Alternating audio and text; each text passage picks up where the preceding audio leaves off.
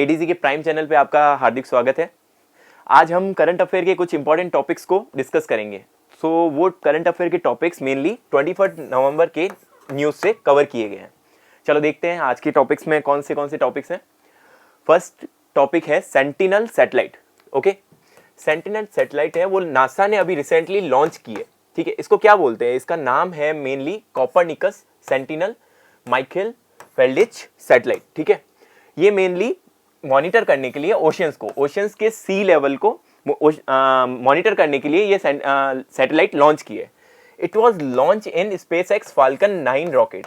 ठीक है, space x के जो कि नासा का एक आर्म है उसके फाल्कन 9 रॉकेट से इसको लॉन्च किया गया है।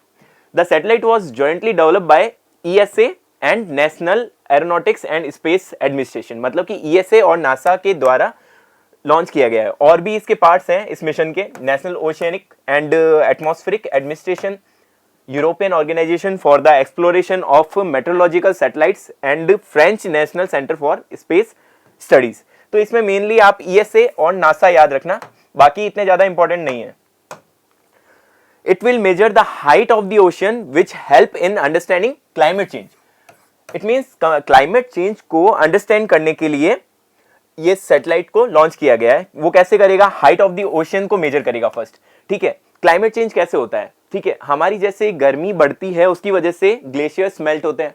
ठीक है, ग्लेशियर्स मेल्ट होने की वजह से ओशियन की जो हाइट है वाटर लेवल की वो बढ़ती है। उसकी वजह से क्लाइमेट चेंज इंटेंस होता है। ओके, तो इसके थ्रू हम क्लाइमेट चेंज को अंडरस्टैंड करेंगे या फिर उसकी जो एक्टिविटीज है जिसकी वजह से क्लाइमेट चेंज हो रहा है उसको अंडरस्टैंड करेंगे।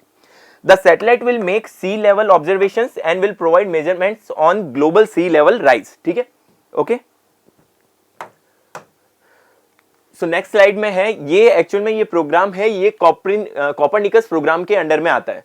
सो चलो देखते हैं कॉपरनिकस प्रोग्राम किसने लॉन्च किया था और इसके एम्स क्या है। कॉपरनिकस प्रोग्राम यूरोपियन यूनियन का प्रोग्राम है। एक्चुअल में ये अर्थ ऑब्जर्वेशन प्रोग्राम है जो कि यूरोपियन यूनियन द्वारा लॉन्च किया गया है। It looks at our planet and its environment to benefit all European citizens. So ये mainly European citizens के benefit के लिए launch किया गया है। The program is managed by European Commission. तो ये जो प्रोग्राम है इसके जो भी डाटाज और मेजरमेंट्स है वो मैनेज करता है यूरोपियन कमीशन, लेकिन जो इम्प्लीमेंट है या डेवलपमेंट है वो यूरोपियन स्पेस एजेंसी के अंडर में हुआ है। It provides global data on information to help service providers, public authorities मतलब कि वहां के government servants and other international organization which improves European citizens quality of life. मतलब एक तरह से कहें तो यूरोपियन कंट्रीज की जो सिटीजन्स हैं उनके लिए जो भी ऑर्गेनाइजेशंस हो गए, गवर्नमेंट ऑफिशियल्स हो गए या सर्विस प्रोवाइडर्स से वर्क कर रहे हैं उनको यहाँ से डाटाज इजीली प्रोवाइड कर सकते हैं। अब इस रिगार्डिंग यानी कि ओशियन के रिगार्डिंग और कौन सी सेटेलाइट लॉन्च हुई है उसके रिगार्डिंग हम डिस्कस करेंगे। ग्रेस सैटेलाइट ये 2018 में लॉन्च हुई थी NASA and German aerospace centre के द्वारा। ठीक है, ये mainly distribution of water across the planet, मतलब कि अर्थ के अराउंड जो वाटर है उसका डिस्ट्रीब्यूशन ये मेजर करता है। द एक्वेरियस नासा ने लॉन्च किया था 2011 में। ये भी ओशियन रिगार्डिंग सैटेलाइट है। जैसन 1, जैसन 2, जैसन 3 ये डिफरेंट टाइम में नासा ने लॉन्च किया था। ये तीनों के तीनों ओशियन को स्टडी करती है। ओशियन सेट और कार्टोसेट तो आपने सुना ही होगा। ये बेसिकली दोनों सैटेलाइट इसरो द्वारा लॉन्च की है। ये भी ओशियनोग्राफी को मेजर करता है या ओशियन रिगार्डिंग जो भी मेजरमेंट्स हैं वो कलेक्ट करता है।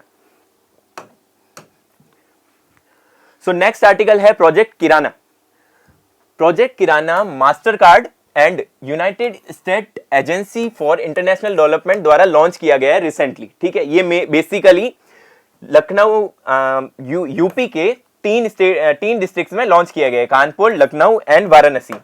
The project aim to build digital literacy and financial literacy of the women. मतलब ये बेसिकली अगर कहा जाए तो ये वुमेन एम्पावरमेंट के रिगार्डिंग स्कीम्स है। ठीक है, इसके अंडर में इनको डिजिटल लिटरेसी और फाइनेंशियल लिटरेसी रिगार्डिंग इंफॉर्मेशन दी जाती है। It will improve business management skills of womens, मतलब कि एंटरप्रेन्योरशिप स्किल्स को डेवलप किया जाता है इस स्कीम्स के अंडर में। अंडर प्रोजेक्ट किराना 2 ईयर ये प्रोग्राम 2 साल का है, ठीक है। Roll out in selected cities, ठीक है। सेलेक्टेड सिटीज जैसा हमने डिस्कस किया, कानपुर, लखनऊ एंड वाराणसी, यूपी की ये 3 डिस्ट्रिक्ट में ये लॉन्च किया गया है। सो नेक्स्ट आर्टिकल है सिम्बेक्स 2020। सिम्बेक्स जैसा कि आप देख रहे हो नाम के अंदर ही इसकी मीनिंग है।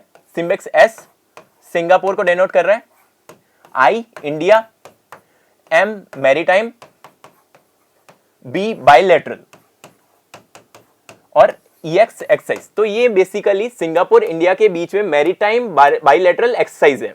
तो recently the India and Singapore navy are to hold maritime exercise, okay. Maritime यानी कि नेवीज का इन्वॉल्वमेंट पे SIMBEX 20 in the Andaman sea. तो ये अंडमान निकोबार के आसपास का अंडमान सी में ये एक्सरसाइज कंडक्ट हुई है। The exercise has been conducted between the countries since 1994, मतलब कि हर साल सिंस 1994 से ये एक्सरसाइज कंडक्ट हो रही है। Indian navy ships to participate in the exercise are destroyer Rana, Chetak helicopter और कॉर्वेट कोमराता एंड करमुख। इन शिप्स ने मेनली पार्ट लिया है इसमें, और एक सिंधु सबमरीन ने भी पार्ट लिया है और P1 एयरक्राफ्ट ने भी। India and Singapore hold a strong long standing culture economic relations. ये तो आपको पता ही है, इंडिया और सिंगापुर के जो रिलेशंस है वो एंशियंट टाइम से चले आ रहे हैं, ठीक है। तो इसलिए सिंगापुर को ग्रेटर इंडिया का पार्ट भी कहा जाता है, या फिर ये ग्रेटर इंडिया के पार्ट में आता है। सो देखते हैं ग्रेटर इंडिया एक्चुअल में है क्या। ग्रेटर इंडिया और इंडियन कल्चर स्पेयर, मतलब कि इंडियन कल्चर स्पेयर मतलब कि जो इंडिया का रीजन है उसका जो कल्चर है उसका इन्फ्लुएंस जहां जहां होता है वो कंट्री इंडियन ग्रेटर इंडिया के अंदर आती है। तो ग्रेटर इंडिया और Indian culture sphere is an area composed of many countries and regions in south and south east Asia. South की बात करें तो जैसे पाकिस्तान, अफगानिस्तान, तिब्बत, भूटान, नेपाल, बांग्लादेश, ये सारी की सारी south countries and south east, ये टोटल साउथ ईस्ट कंट्री, ये सारा का सारा ग्रेटर इंडिया का पार्ट है। It comprises Pakistan, Bangladesh, Thailand, Sri Lanka, Myanmar, Cambodia and the coastal Asian countries of Indian ocean. तो देखा जाए तो हिस्टोरिकली मतलब कि एंशियंट टाइम में यहाँ पे रिलीजियस और कल्चरल की वजह से कुछ ना कुछ इंडिया का इन्फ्लुएंस था, जिसकी वजह से ये ग्रेटर इंडिया के पार्ट में इंक्लूडेड है। सो नेक्स्ट है सिटमैक्स 2020। तो अभी हमने देखा सिम्बेक्स, अब ये सिटमैक्स में एस डिनोट करता है सिंगापुर को, I India, T Thailand, M maritime और एक्सरसाइज 2020। तो ये बेसिकली ट्राइलेटरल एक्सरसाइज है, trilateral between Singapore, India and Thailand countries के बीच में, और ये भी कंडक्ट हुई थी अंडमान सी के अंडर में। The main objective of the exercise is to increase the interoperability, ठीक है। इट मीन्स कि तीनों कंट्रीज हैं, उनके पास में अलग अलग टेक्नोलॉजीज हैं नेवी के रिगार्डिंग, तो ये तीनों कंट्रीज अपनी अपनी टेक्नोलॉजीज को साझा करते हैं इस एक्सरसाइज के द्वारा।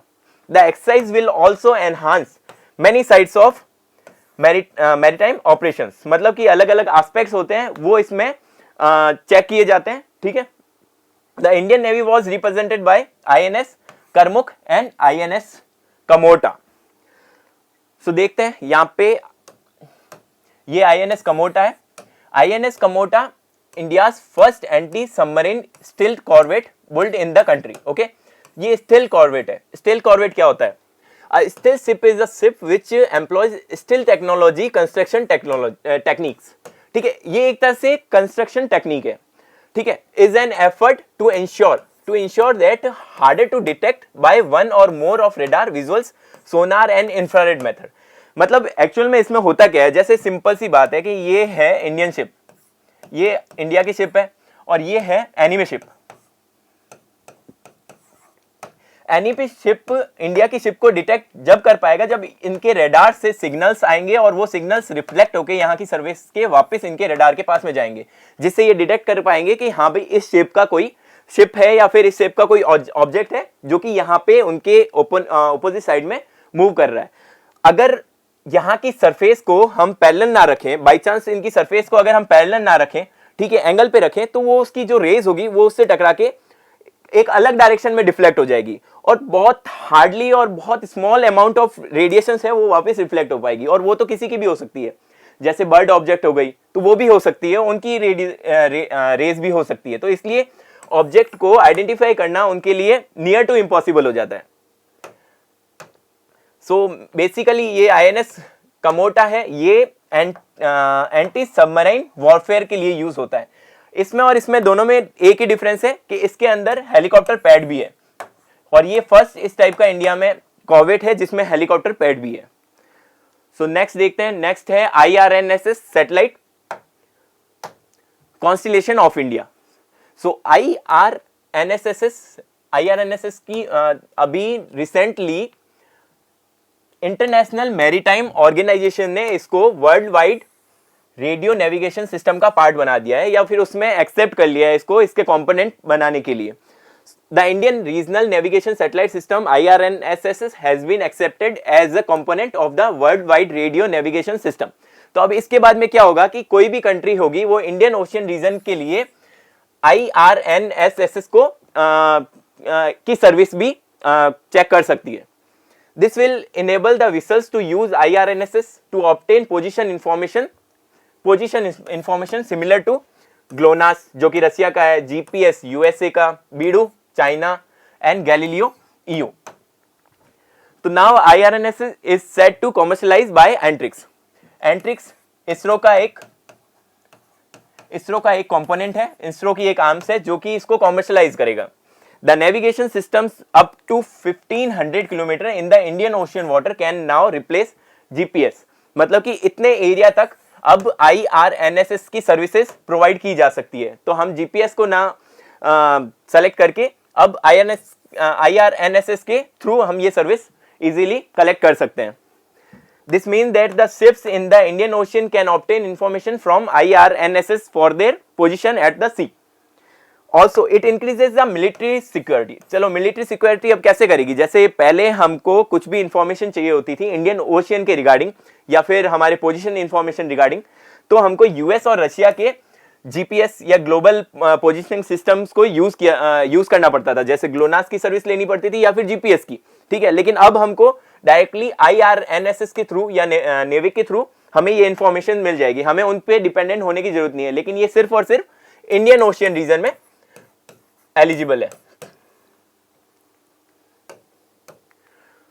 अब देखते हैं IRNSS के लिए रिगार्डिंग कुछ इंफॉर्मेशन जो कि एग्जाम पर्सपेक्टिव बहुत ज्यादा इंपॉर्टेंट है, ठीक है। Indian regional navigation satellite system is the independent regional navigation satellite system that was developed by ISRO. तो IRNSS को इसरो ने डेवलप किया था, ओके। और it's a regional navigation system.